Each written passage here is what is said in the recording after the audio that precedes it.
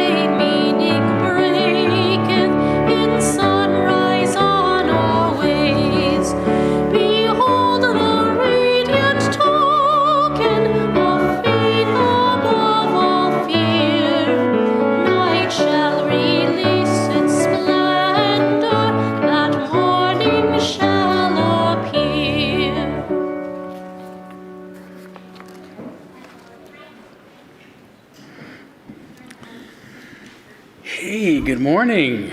Good to see you guys. I haven't seen you for a while. You've grown. You what? You had hockey a lot, I assumed. How did you do? Yeah, you enjoying that? Good. You guys have all gotten a bit taller since I saw you last. Yes. Except for Mom, she's staying about the same height. You're not 7 years old. What? Oh, no. I don't believe. You're 6. You're going to be 7 soon. Yep. Well, it's good to see all of you. You guys are okay too. It's good to. No, welcome to one and all. Great to have you here at the Unitarian Universalist Church of Spokane this morning. Yeah, I know. It's okay. Where we join together to create a nourishing, liberal religious home and to champion justice, diversity, and environmental stewardship in the wider world. Or, as we say in short, we've actually been changing this a little. We usually say to create community, find meaning, and work for justice. But some wanted to change it to live justly, which I liked. But some don't. So we have decided, say whichever you want, or both, or neither, because that's the Unitarian way. So it can be create community, find meaning, and work for justice as usual, or create community, find meaning, and live justly. All right? Or, as we say in short, to create community, find meaning, and live justly. Perfect. Just the way I like it. So, welcome. Thanks for coming on a holiday. I know a lot of folks are out traveling and visiting family and whatnot. But it's great to have all of you here this morning. Welcome to everyone in the room, as well as those who are live streaming with us this afternoon. It's great to have all of you, or almost this afternoon, with us as well. For some of you, it is, I guess. I want to begin by noting that our unity candle is lit at the front of our sanctuary. This is something we do on Sundays when we've lost one of our members recently. And this candle is lit for Carol Street, who actually died unexpectedly of a heart attack about 3 weeks ago, but it was after I was last in the pulpit, and I really wanted to be able to let you know about her death myself, and to say a few words, because a lot of folks I don't think knew Carol well. She didn't come to church very often. Probably those of you who attended some of the women's gatherings in the past remember Carol showing up. She's actually sister of Charlotte Street, for those who remember Charlotte and Cly Evans, Charlotte Street and Cly Evans. But Carol was just a really fun, kind, loving person. And every time she did come to church, I was always welcomed with one of her big bear hugs and her kind and supportive words, and I'm going to miss having that around.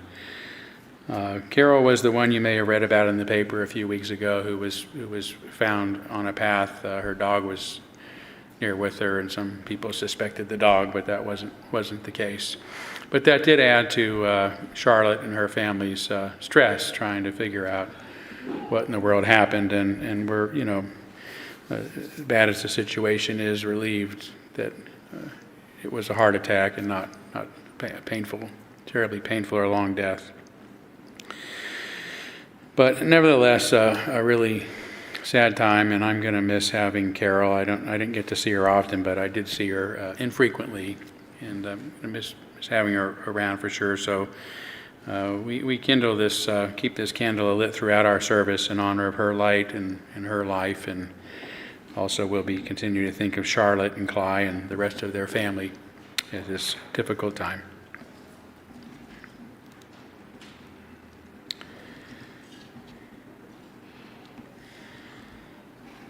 So I'll switch from that sad note to wishing those of you who are here, as well as those of you who are streaming with us, a Happy New Year. This is officially New Year's Eve, the last day of the year, of course.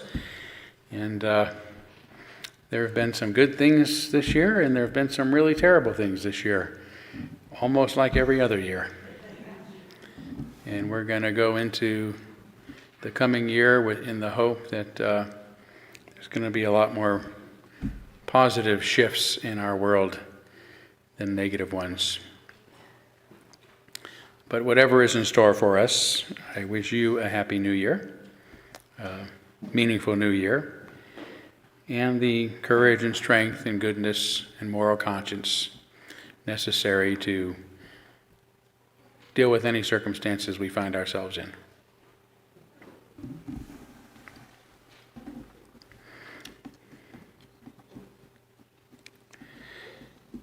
Yeah, that's enough for this morning. So why don't we take a few moments to greet one another, say hi to some old friends, make some new friends today, and if you are joining us more recently, please don't be too shy. We're very glad to have you.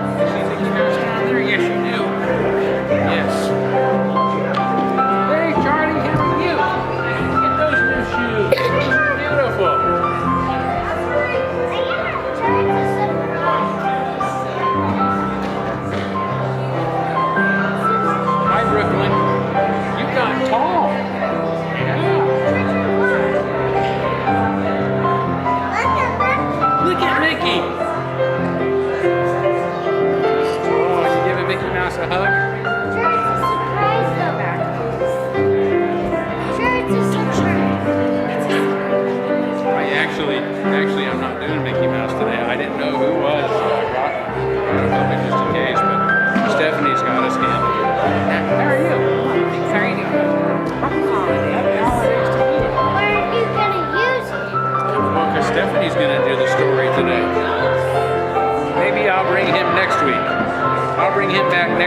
How's that?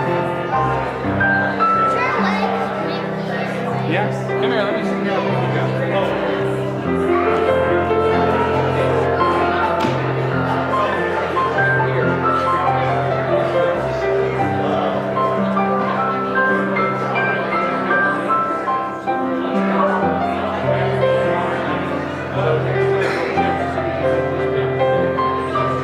That's how we're going to measure. Okay?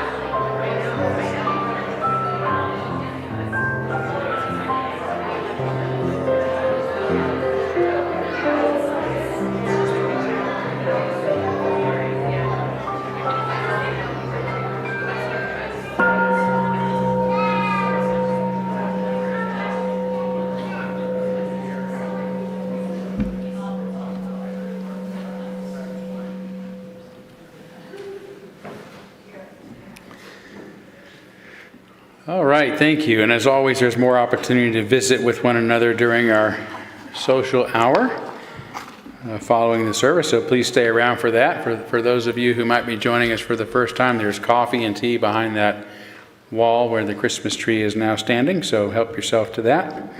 But we're going to move forward now by lighting our chalice. The chalice is the symbol of our unity and our solidarity, of our openness and our inclusion, of our community and our individual uniqueness. May this small flame be our offering of warmth to those who are cold and alone, and a light to those in darkness. May it be a flame that ignites justice in our world, and a beacon of hope to those in need, and may it reflect at least a spark of truth wherever truth has been lost, and cast a healthy shadow of doubt wherever it's been found.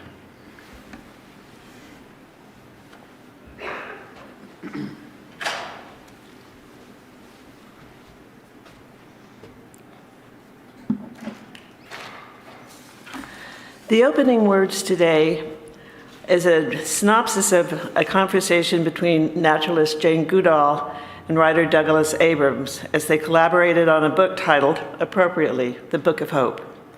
In their conversations that took place in Jane Goodall's compound in Africa, she defined hope as what enables us to keep going in the face of adversity. It is what we desire to happen, but we must be prepared to work hard to make it so. Abrams then asked, well, are hope and faith different? Oh, they're very different, she replied. Faith is when you actually believe that there is an intelligent power behind the universe that can be translated into God or Allah or something like that. We can believe in life after death or some other doctrine, but we can't know. But we can know the direction we want to go, and we can hope that it is the right direction. Hope is more humble than faith, since no one really can know the future. Hope is not an emotion. It is not a skill. It is an aspect of our survival. It's a human survival skill and trait, and without which we would perish.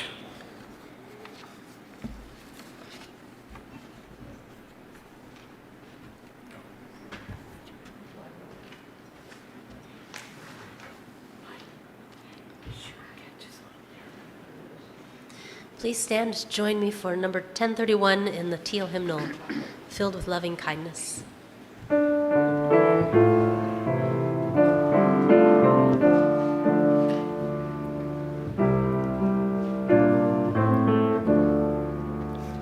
May I be filled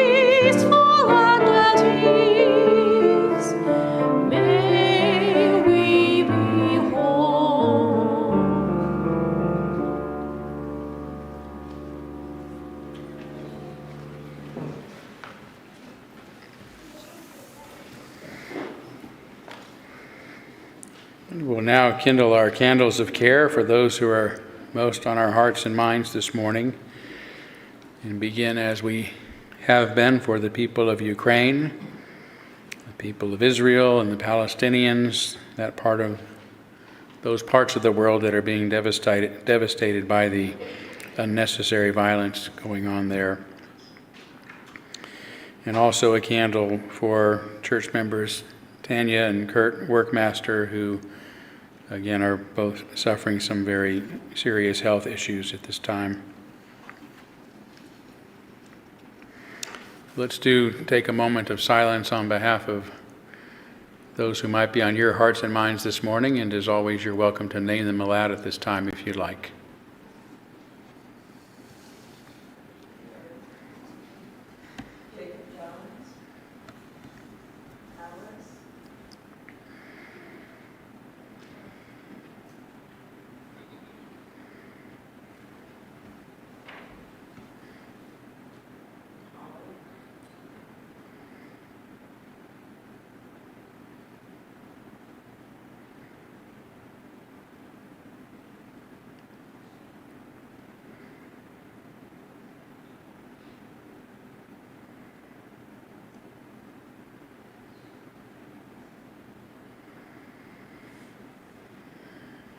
Those named aloud and those embraced in our silence, and all those who are suffering in our world at this hour, we hold in our community with compassion.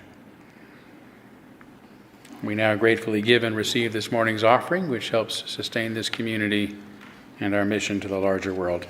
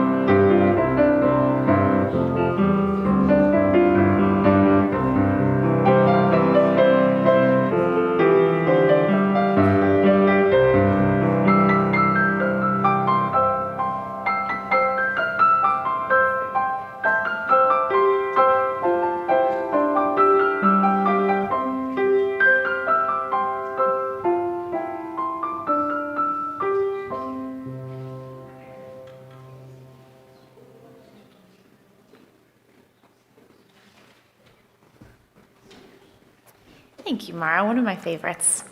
All right, at this point, I'd like to invite all of the children to come down for our story for all ages. Today's story is inspired by a book that was written by Becky Ray McCain. All right. Great to see you all. That chair looks comfy, Theo. Yeah? Good. Right.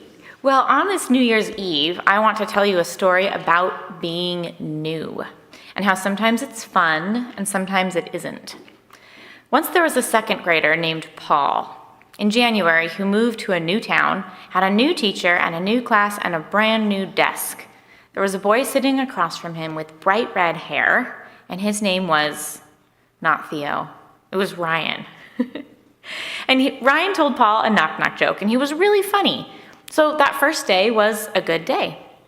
The second day, 3 other boys came up to Ryan, and he thought, oh, great, they want to make friends with me too. But that isn't what happened. They came up and started poking Paul, and even calling him names. He looked at his friend Ryan. Ryan didn't really want to hear what was going on, so what do you think he did? What would you do if you didn't want to hear something? You can show me. What would you do? That's right. He did this. Well, that second day wasn't such a good day. But the next day was even worse because the 3 boys came up to Paul at lunchtime and they stole his lunch. He didn't have anything to eat. The next day, Paul didn't come to school at all. The 3 boys were cheering that day because Paul wasn't there. And then, even though he didn't want to, Ryan heard them planning mean things that they were going to do when Paul came back to school. But this time, he didn't stick his fingers in his ears. What do you think he did? What do you think, Arthur? He was listening, exactly. And once he heard what was happening, he decided to take action. What do you think, Max? He didn't beat them up. No. He was a believer in nonviolence. Meredith. Well, Paul wasn't at school, but who could he have told if he heard something? Exactly. Sometimes we have to involve the grown-ups. So he went and he told the teacher. And when Paul came back to school the next day and there was recess, those 3 mean boys came around. But the teacher came around too. And Ryan said, "Come on, play with me, Paul." And that day was the best day of all, because that day, Paul and Ryan became best friends. And so my hope for all of you this year is that when you hear something that you'd rather not hear, that you don't stick your fingers in your ears. I hope that when you see or hear someone that needs your help, that this year you find a way to support someone who needs you. Happy New Year, and please join me in singing the children out to Children's Chapel.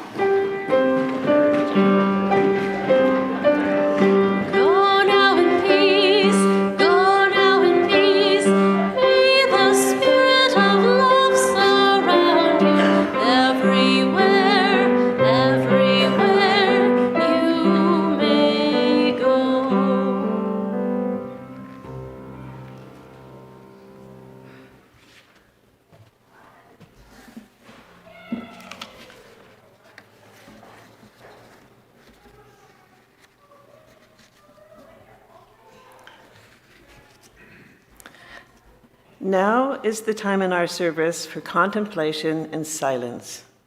Get comfortable. Relax into your breathing and go into that still space within. Consider these words by Joyce Sequici Hiffler in her book, A Cherokee Feast of Days. If, like a Cherokee warrior, I can look at the new year as an opportunity to stand on new ground, then strength and courage are on my side. If I had waited for a long time for everything to be perfect, and there have been moments, brief as they were, that filled my expectations, then I can face the challenges. I will remember that things do work out. Bodies do heal, and relationships mend. Not because I said it, but because I believe it. It is time to make things right, to stay on the path. As water runs fresh and free from the woodland spring, so new life and meaning will bubble up from my own inner source. I will be still and steady, because there is nothing to be gained by showing fear in a chaotic world. I can turn from ignorance and prejudice toward a light that never goes out. The death is actually a fear in doing what you fear to do. The death of fear is in doing what you fear to do. Sequici Commandeer.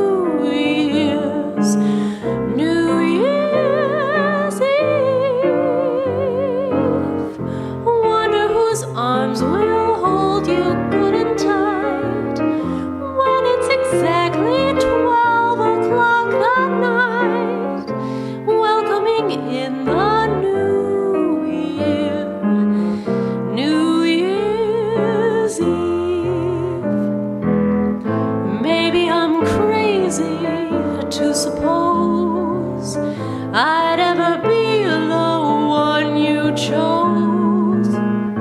Out of the 1,000 invitations you'll receive. Ah, but in case I stand one little chance, here comes the jackpot question in advance. What are you doing New Year's Eve?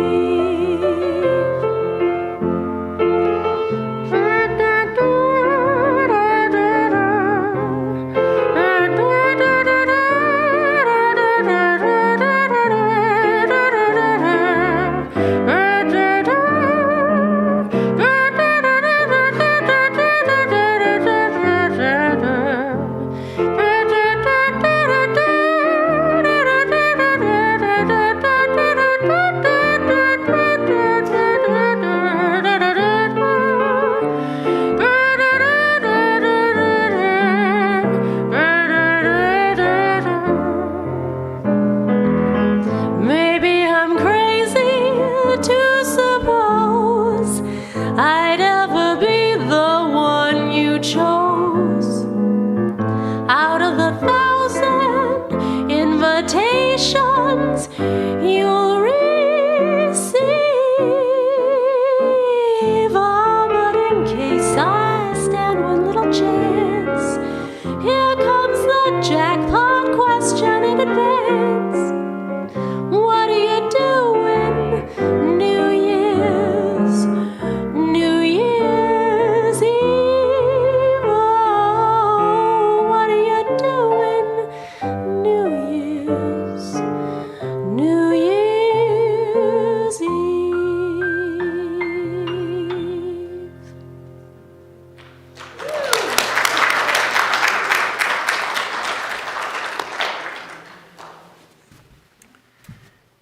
Thanks again. You just witnessed the best part of the service.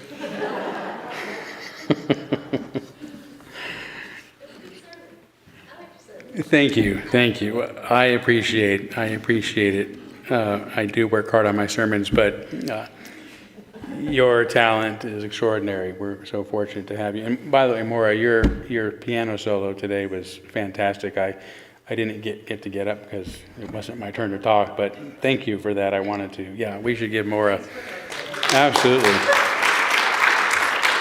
The music and singing is so exceptional, and we thank you both. So, and I don't mind being second fiddle, so to speak. So that's okay. I have a very different talent. Singing is not one of them. So I will spare you that torment. I'm not even going to ask who said that. It was Peggy. No.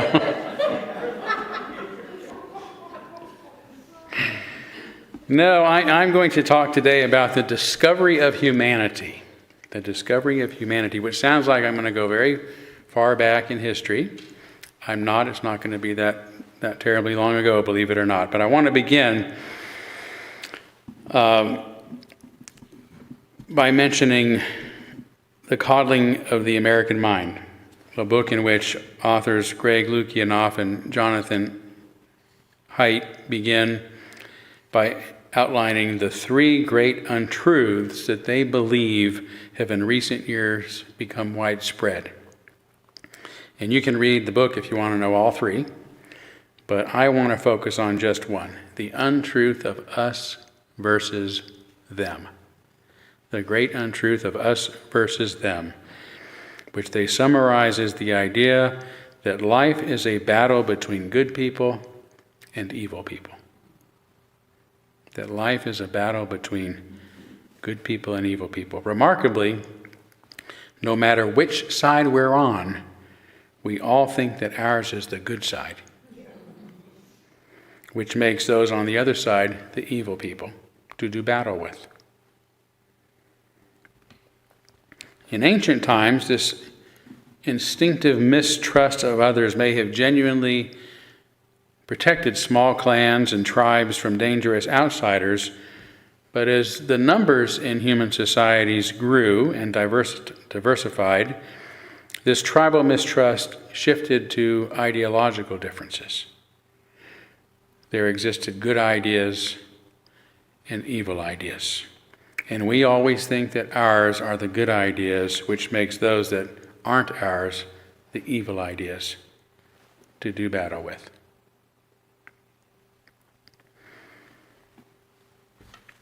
To be clear, I'm not talking about the practical nature of ideas, which does make some ideas objectively better than others, but about the feelings of moral righteousness that often accompany our beliefs and moral disdain towards the ideas of others. These sentiments can lead to ridiculous upset, even among friends and family, over trivial disagreements. And they can lead to brutal persecutions and bloody wars, as they have throughout human history and continue to do today. Here's how I believe that we come to moralize our opinions and beliefs. Like most creatures, our first instinct is toward safety. As cognitive therapist Paul Gilbert says, the most important question faced every day by all animals, including humans, is whether their immediate environment is dangerous or not. That's the first consideration. So the first thing we want to do is feel safe. Our fundamental psychology. To feel safe, we rely upon our instincts to tell us what to do next. Stay put. Proceed with caution. Run like hell. Or fight like the devil. And like all creatures, we are creatures of habit, so we tend to feel safer by repeating the behaviors that have kept us safe so far. Or at least the behaviors that haven't gotten us killed.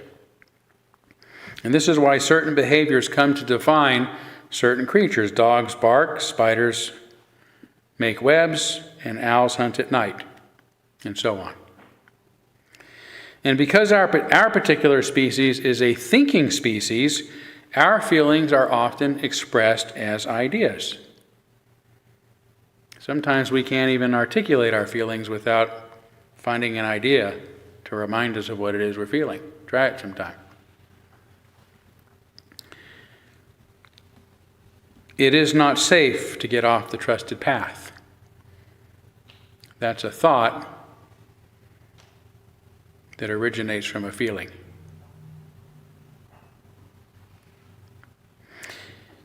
So we might think this to ourselves and then say it to others.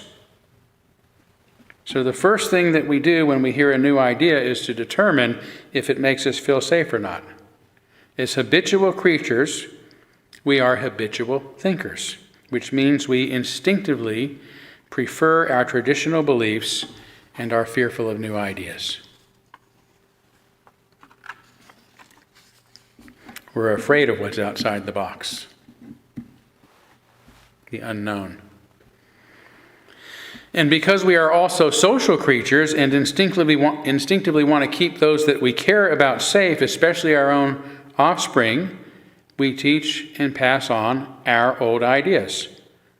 Don't stray from the path. Don't talk to strangers. Look both ways before crossing the street. When we come to consider our subjective feelings translated into thoughts that are often expressed as rules to live by, to be objective truths. And because we think they are objectively true, we believe that they ought to be held and observed by everyone. Those who don't observe them are considered evil because they have ideas that can put us in danger. Hence, we have reached the point of moralizing our beliefs and feeling morally justified, righteous about imposing them upon others through culture, education, discipline, reward, punishment. Don't stray from the path becomes don't stray from the one true path. These once rules of thumb become our laws and our dogmas that get written down on decrees and etched in stone, which is another attempt to make them objective realities that exist outside of our subjective thoughts and feelings. In short, what begins as a subjective feeling and personal opinion becomes projected as objective truth and then moralized, which justifies us forcing our ideas onto others whether they agree with us or not. Our ideas are not only right, but righteous, or so we think. And because we are wedded to our ideas and beliefs, because of instinctive and unconscious drives, we hold them to be true before we have any good reasons for doing so. They initially emerge for psychological reasons rather than logical reasons. We don't experience our thoughts this way. We experience our thoughts as being perfectly reasonable, perfectly rational. Because again, our subjective experiences are experienced through us as thoughts, when we become conscious of them at least. They become conscious to us as thoughts. And then we think of reasons to justify those thoughts, which are actually justifying a feeling. And we tend to think thinking is the other way around, that we have reasons that lead to a thought, and that impacts our emotions.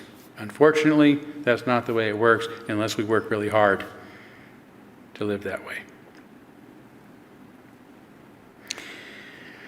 And this is why we turn so many of our ideas into our thoughts into laws and doctrines, which are forbidden to break or openly disagree with without severe repercussions, including historically torture and even death, because many of our beliefs are actually rooted in nonsense rather than can be premises that can be rationally justified.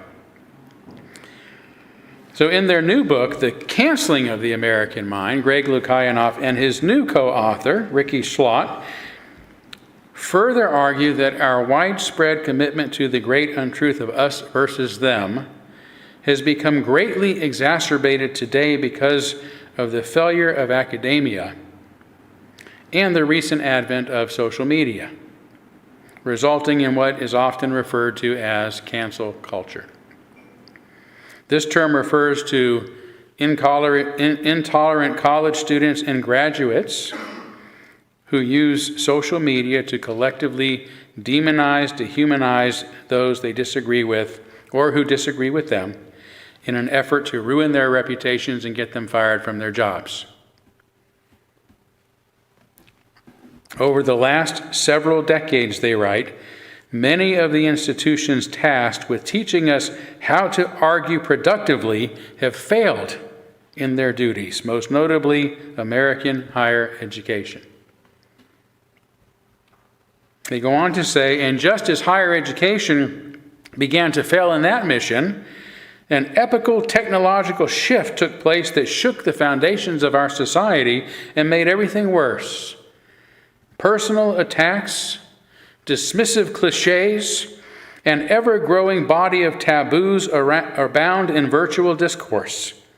Rules of arguing that bring society closer to the truth are pushed to the wayside in favor of techniques that let you off the hook from actually engaging with your opponents. These destructive methods of argumentation caught on like wildfire for one simple reason. They help people assert moral superiority and win arguments by simply shutting down the other side.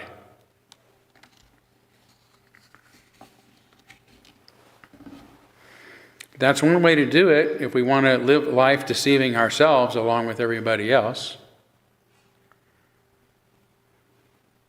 Makes us feel safe and comfortable when we deceive ourselves, when we delude ourselves. Although we're often deceiving ourselves about being safe. Better to face reality on its own terms. Lukianoff and Schlott also remind us that a similar period of social disruption happened nearly 6 centuries ago after the invention of another disruptive communication technology. What am I talking about? Of course, the press, of course, which they say led to cataclysmic changes in Europe, which were religious conflict and expansion of the witch trials and revolutionary civil strife. And some of this strife was caused by the authorities struggling to put that genie back in the bottle, but lots of ordinary people, just like us, also felt hostile towards those with new ideas, just as those who expressed them felt hostile towards those with old ideas or those with other different new ideas. Everybody hated each other, except those small ideological groups that identified together. But it wasn't all bad. Literacy rates actually nearly doubled in Western Europe between the 1450s. I shouldn't say nearly. They more than doubled in Western Europe between the 1450s and 1650s, and have been increasingly doing so globally ever since. Again, as Lukianoff and Schlott say, thanks to hindsight, we know the result of these growing pains would eventually be a flowering of science and art and reform. They are speaking, of course, about the Renaissance and the Enlightenment periods that soon followed the printing press and the widespread distribution of differing ideas that it created. One of the most important new ideas emerging from this tumultuous era was the discovery of humanity. Now, that might seem like a very perplexing statement. How could human beings not have already known about the existence of humanity? Surely they recognized that other people were also people. But they didn't understand that all people share a common humanity, that there is something about each of us that is the same and makes us all related. That was a new thought. They held to the truth, the untruth, I should say, of us versus them. They were still tribal in their mindset, connected to others not because of their common humanity, but because of their common king or their common kingdom or their common religion or their common ideas, decrees, and dogmas, but nothing so universal as the belief that all human beings are fundamentally the same, regardless of our many individual and cultural differences. Sadly, the printing press initially only made things worse. Bringing more voices into the public sphere only increased intolerance and the brutal and unjust lengths to which people would go to suppress them. The authorities pointlessly and violently struggled to regain control of the conversation, even as millions of others tried to force their own ideological tribes' righteous ideas on everyone else. And this was the turbulent atmosphere out of which the Enlightenment arose and was destined to arise, had to arise. With more literacy, more voices, and more ideas came more societal intolerance, suppression, and hostility. Sound familiar? With more literacy, more voices, and more ideas came more societal intolerance, suppression, and hostility. Until then, Christianity had only had one major dispute, leading to the Great Schism of 1054 CE and to the establishment of the Roman Catholic and the Eastern Orthodox churches. But between the invention of the printing press and the end of the Enlightenment, several other denominations emerged: Lutherans, Calvinists, Anglicans, Anabaptists, Mennonites, Hutterites, Amish, Baptists, Methodists, Unitarians, Universalists, and countless split-off groups from these. When I say countless, nobody can seem to agree about how many. There are so many splinter groups now, each with its own specific beliefs about what Christianity means.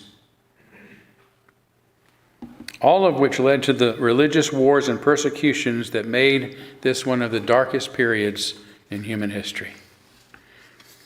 There can be little wonder why some Enlightenment thinkers began calling for tolerance, which meant, at the very least, live and let live. You don't have to agree with each other, but stop killing each other over your beliefs. As philosopher Suman Neiman writes, the Enlightenment emerged from a blasted landscape on a continent soaked with blood. It was a history of waves of plague without cure and ever-returning religious wars in which countless people died. Women were regularly burned alive as suspected witches, men thrown chained into dungeons for writing a pamphlet. Small wonder that no era in history wrote more or more passionately about the problem of evil.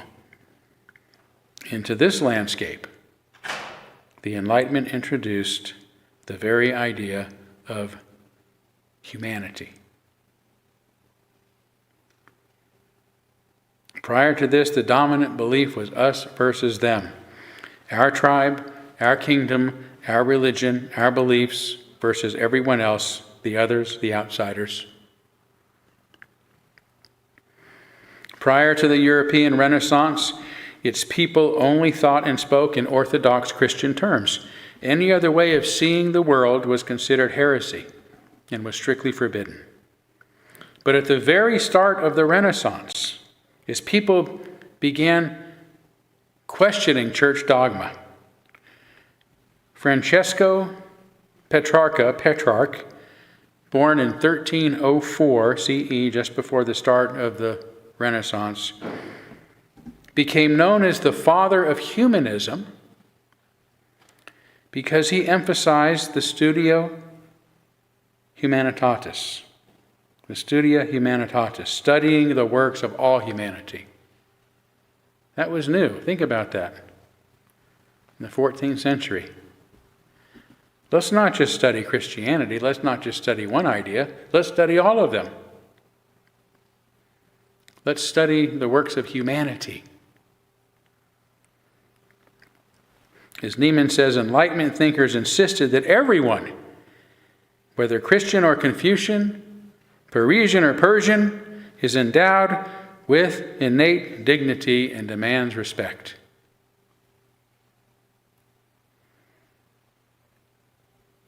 This is what led to the Enlightenment philosopher Immanuel Kant's categorically moral imperative that no person should be considered a means to another's ends, but should be considered an end within themselves.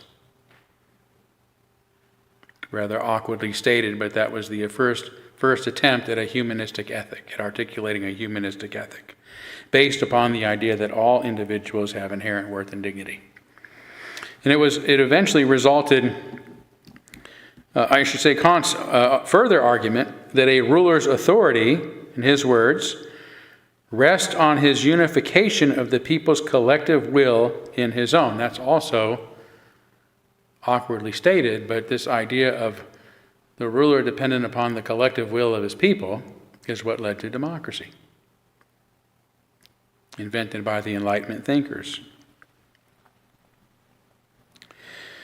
To democracy, to human rights, and to individual worth and dignity, right? That a citizen is as important and equal as a king or a monarch or a ruler. In modern times, it was this belief, as expressed in the U.S. Constitution, that all men, by which I mean all people, by which the Constitution means all people, are created equal and are born merely by the fact of being human, being part of humanity, with inalienable rights.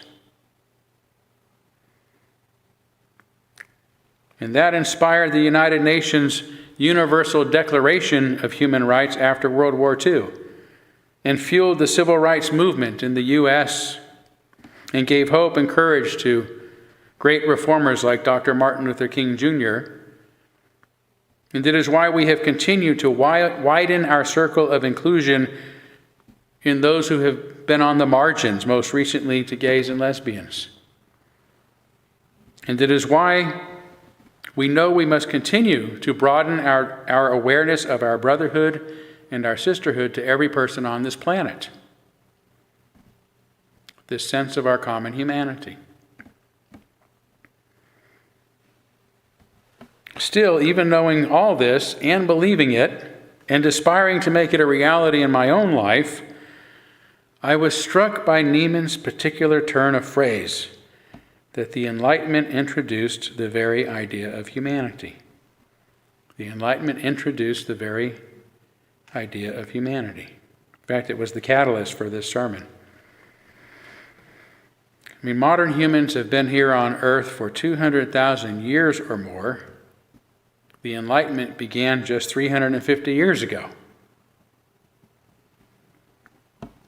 Yet it was only then, such a short time ago, that we first began to understand that all people are part of one humanity, that we are all related, that we are all brothers and sisters caught in an inescapable network of mutuality, as Dr. King put it, tied in a single garment of destiny.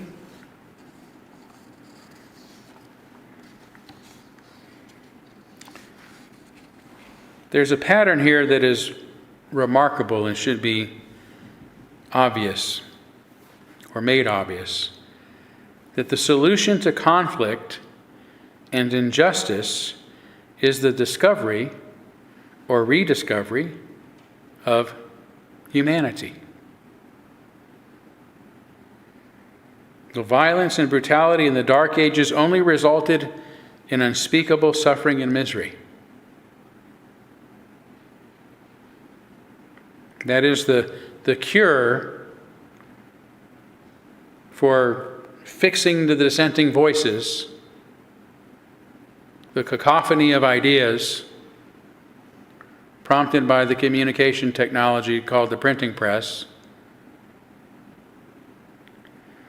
The cure resulted in suffering and misery. Let's force everyone to think the same thing, resulted in suffering and history. That's what in suffering and misery, that's what we get. There needed to be a better way of resolving our differences, in particular our ideological differences.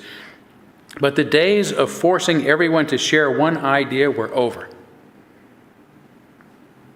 Thanks to the social media of the day, instead of one mind and one voice, people needed to recognize their shared humanity, and because everyone is fundamentally alike, everyone deserves to be treated as equals, which at a bare minimum, I should say, meant tolerating their many differences. That's how we were going to stop the violence. That's how we were going to stop the injustice. Not by forbidding differences, but tolerating them. It's a bare minimum. The same thing occurred again in the U.S. following a series of brutal wars. The Civil War, World War I, World War II. War wasn't working, not even with nuclear weapons now on hand. Instead of more war, some hoped to end all wars by establishing the United Nations, right? Bringing the human family closer together. Another approach. Instead of being nations against nations, let's be nations with nations. Which immediately in 1948, at the end of the war, created the Universal Declaration of Human Rights in recognition, once again, of our common humanity. Its preamble begins by acknowledging the inherent dignity and of the equal and inalienable rights of all members of the human family is the foundation of freedom, justice, and peace in the world.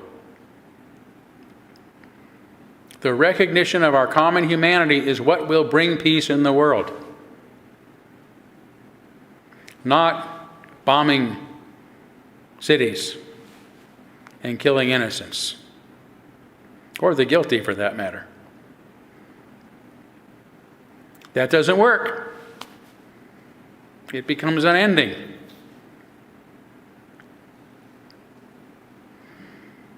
And Dr. King also used this common humanity ethic in his appeal for civil rights and ending some of the continuing worst impacts of racism in the U.S.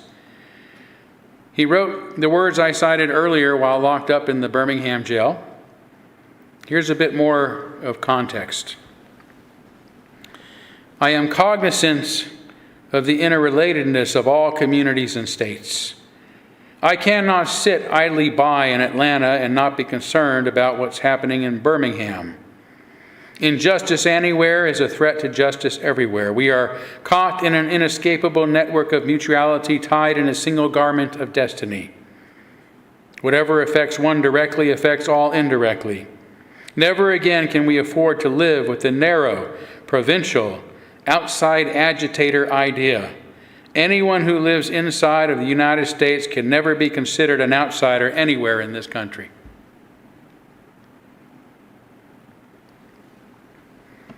King was struggling to bring a divided nation together by appealing to the greater sense of our common humanity. But as he also understood, humanity often has trouble fulfilling its highest aspirations, and calling upon this nation to make justice a reality for all God's children, as he said.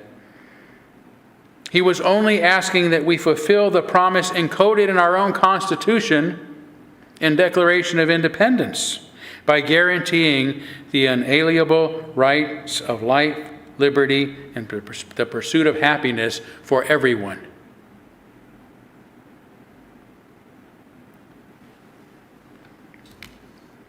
For everyone, by virtue of everyone being born human beings. Today, I need turn only to the news of the wars in the Middle East and Eastern Europe to point out that we still have not learned this great lesson. That we are all part of one human family and therefore deserve to be treated with respect and dignity, and to live peacefully together no matter our differences.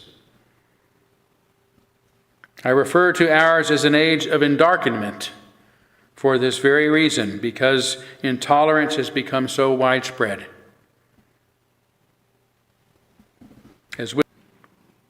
So much so that we are all trapped now in a chaotic cacophony of conversations, all happening at once. Constantly drowning each other out,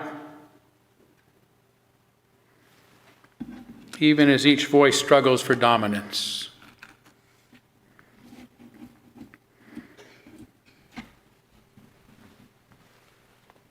I see this phenomenon happen a lot in our congregation when we have social hour and lots of people are talking at once, different conversations. You can't understand anything.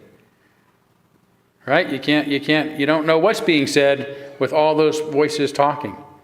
And so what do you do to make sense of that chaos? You go find one conversation you can concentrate on. Everything else disappears. But that's not the reality. Ours is not the only conversation going on. But this is how we're trying to resolve this feeling today that we can't make sense of the world. By returning to a tribal instinct, in this case ideological tribes, that are at war, at battle with the evil outsiders.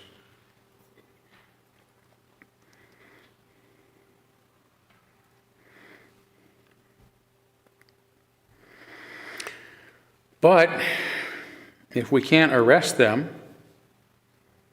or take away their lives, as we did in the Dark Ages, we'll discredit them on social media with ad hominem attacks and take away their livelihoods.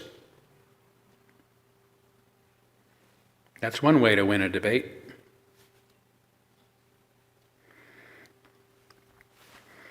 But I wonder if, and I hope that, all of this intolerance, injustice, and violence is a precursor of what must inevitably follow.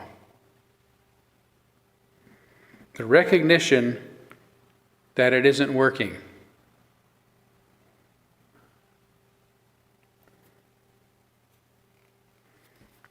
That all voices and ideas will continue, no matter what. And that the way to establish peace isn't through groupthink and force, but through the tolerance that comes after we acknowledge the great truth of our common humanity. This can occur again, as it did 350 years ago, as people grow weary of the discord and unrest, of stagnant governments that can't get anything accomplished because they're too busy disagreeing with each other.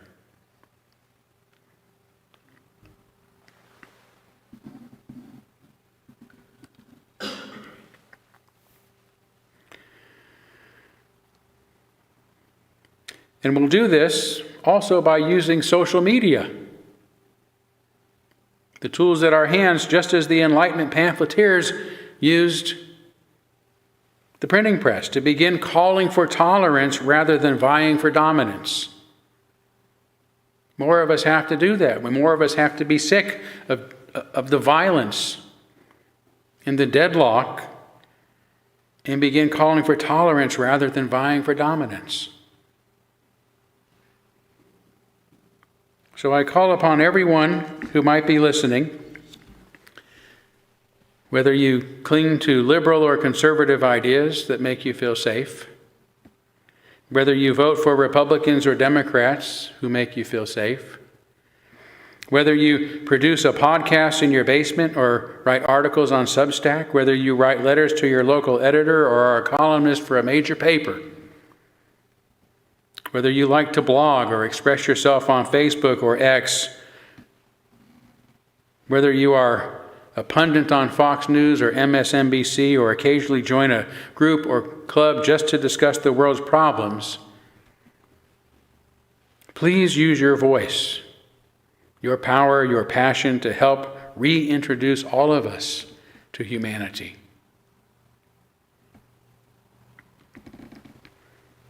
For if the notion of us versus them is a great untruth, the great truth is that violence and injustice and war is always a matter of us versus us. Us against ourselves. Putin is fighting himself. Israel and Hamas are fighting themselves. Social media trolls are canceling themselves. As the Buddhist saying goes, every murder is a suicide. If, like me, you are weary of this miserable and futile approach, let's work together to create a world of us for us instead. As we step now into the promise of a new year, let's remember our common humanity, the only means of establishing peace on earth and goodwill toward all. Thank you. Thank you.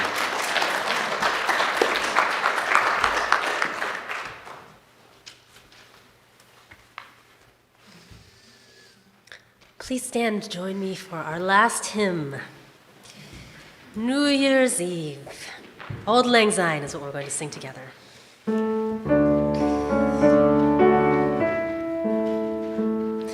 Should old acquaintance be forgot and never brought to mind? Should old acquaintance be forgot and days of auld lang syne? For auld lang syne, my dear, for auld lang syne, we'll take a cup of kindness yet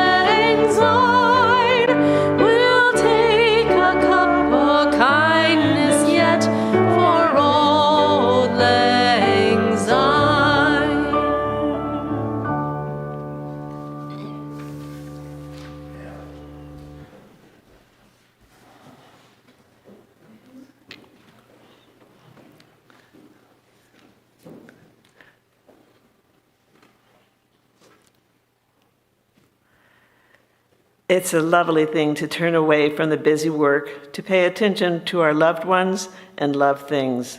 We know how we wait to be told we are important. We should never wait to say or think something beautiful that will make someone's day easier and more secure. Joy Sequici Hifler. Amen. Blessed be. Salam alaikum and shalom.